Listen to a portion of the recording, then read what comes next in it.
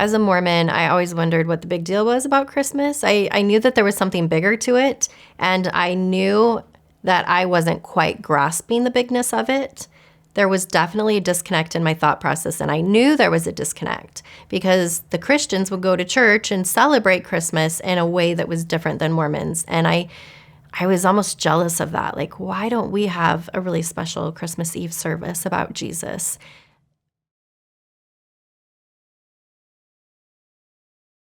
As a Christian, Christmas is a special time where we recognize the gift that Jesus is. Jesus needed to come in order to be that atoning sacrifice for our sins because we couldn't do that ourselves.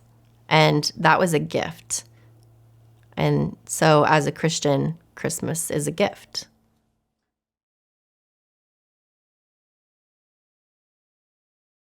In Mormonism, the incarnation wasn't necessarily the incarnation. It was a very confusing topic.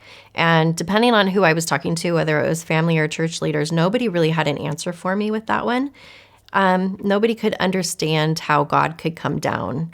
But in Mormonism, if you don't really understand something, you just kind of say, well, we'll understand it in the afterlife.